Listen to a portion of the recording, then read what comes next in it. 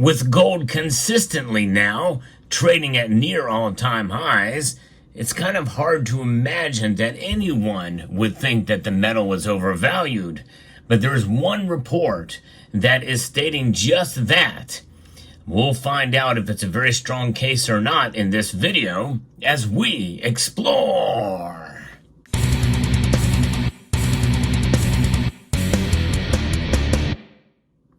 For those of you who've been following my channel for any length of time, you know that I like to provide both sides of issues with regards to the precious metals markets.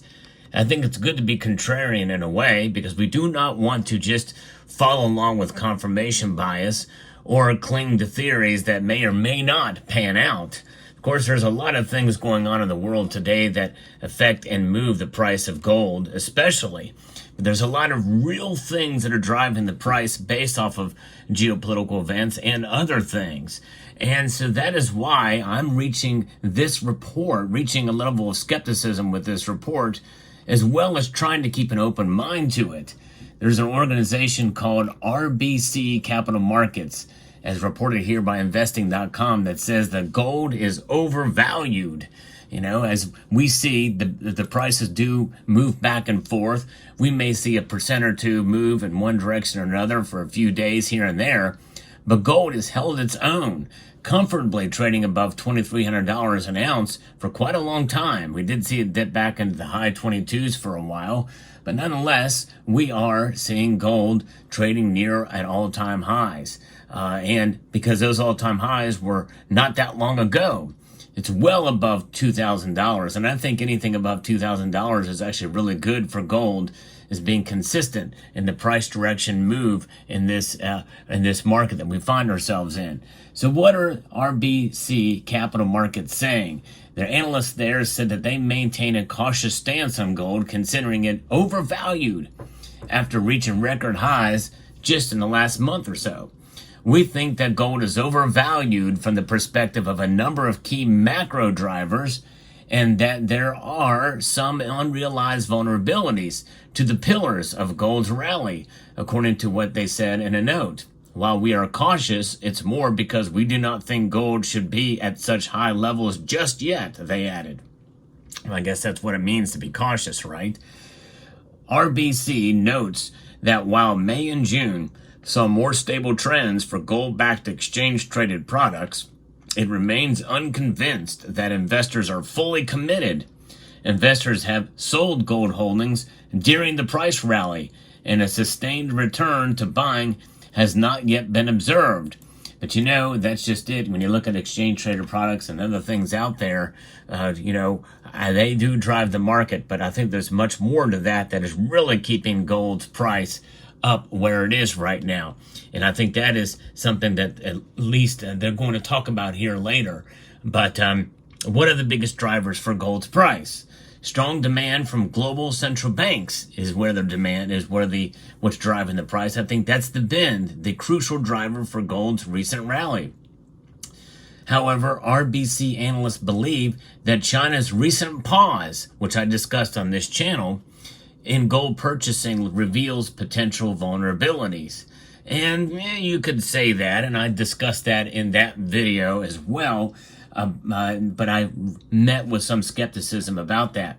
Strong demand from global central banks has been a crucial driver of gold's recent rally. And we know that. And to be clear, we think that central bank demand will continue to be strong. But there are reasons to be cautious on the volume at record prices and after such sustained period of strength. Some market participants still expect more than one rate cut this year. Using economic data releases as reasons to invest in gold, yet analysts prefer to stay on the sidelines in the short term, anticipating better opportunities as market vulnerabilities become apparent. Well, that's a little bit wishy-washy here, or unclear, as some market participants expect more than rate cut. That's going to be good for gold's price. It's going to continue to climb up even more as you see the price of gold or the interest rate cuts, especially if there's 2 cuts this year. Well, that's going to be nothing but good for gold. Although it's becoming less and less likely that we're going to see more than one. In fact, many in this community doubt very seriously that we're going to see any cuts in interest rates this year. And if that's the case, then that means that could definitely lead to gold potentially dropping at least some, or probably more likely staying where it is. And so that is kind of an interesting take here. We see they emphasize that the foundational elements of the rally, central bank demand, physical demand, and Chinese demand, are not without risk. Well, there's risk in anything for sure. The analysts point to China's pause in purchasing after an 18-month buying streak as an example of these vulnerabilities. But, as I said in my prior video about this, if they're hanging their hat on that pause, well, that's been news for quite a number of weeks now about what happened in May. That report came out earlier in this month. And yes, gold's price has dropped somewhat, but it's picking back up. It's well above $2,300, even with the latest fairly big drop that we saw in the markets of just within the last day. And so I don't think that's really a cogent argument, because a pause just means that they're not buying anymore. They already have a lot. And that is not changing. It's just that the rate of acquisition has taken a sideline approach. And that's also not taking into account the other Chinese gold buying that's going on, and whatever they're not reporting. It's just the reportable gold has been paused in the buying. What about other gold purchases that they are making?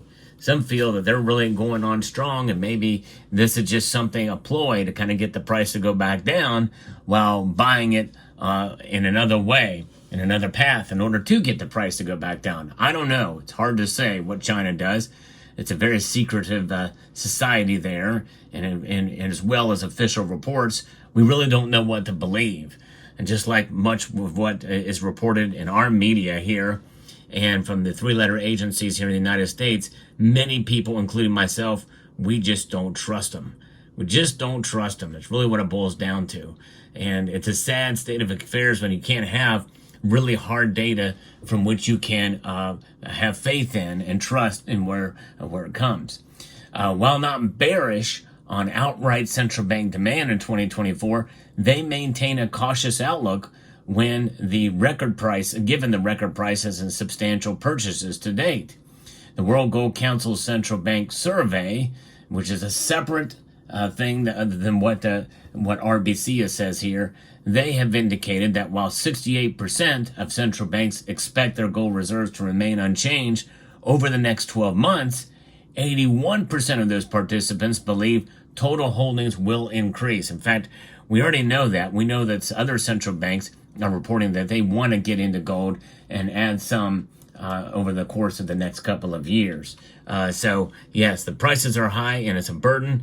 And, I tell you what, it's probably one of the reasons why demand for the investors, I call them, well, that's what they're called, but really it's people who stack it, who hold it as wealth preservation, are not buying as much. I know I'm not buying as much stackable gold and having to kind of time my purchases. It's just expensive, and there's other financial obligations that I need to focus on right now. And it's understandable across the board, but, I don't know. It seems like most of the gold market is driven by the exchange-traded product space, as well as, a hedge fund, big money going into it in that space, but also central bank demand. And even though it's paused in China, what about other central banks? Are they still buying? It'll be very interesting to see what other reports come out to see based off surveys of what they speculate. We'll find out. But the thing is I don't think this argument makes a cogent argument why that gold is overvalued. So what? China paused. That really hasn't had that much of an effect, and I don't think it will. And even if the other survey is true from the World Gold Council, it's not like central banks are selling gold. We haven't seen a whole lot of that. I did mention that Turkey has done that, but that was last year, I believe.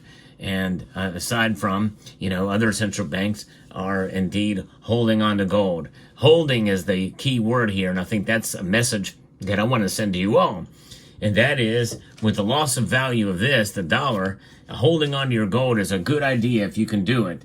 It's always good to be as fiscally responsible as well, and have your gold be the savings of last resort. It's there for you in dire emergencies, I feel.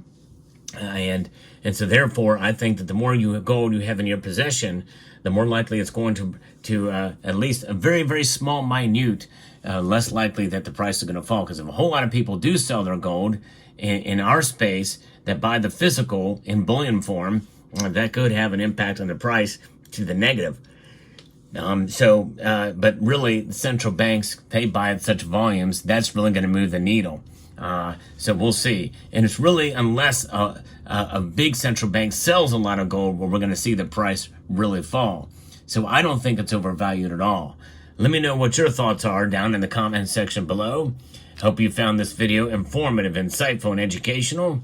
I'd like to extend a multitude of gratitude to each and every one of you for taking the time to watch this video, and to encourage you to please rate, share, comment, and subscribe. Look at that copper spot right in the R there. See it?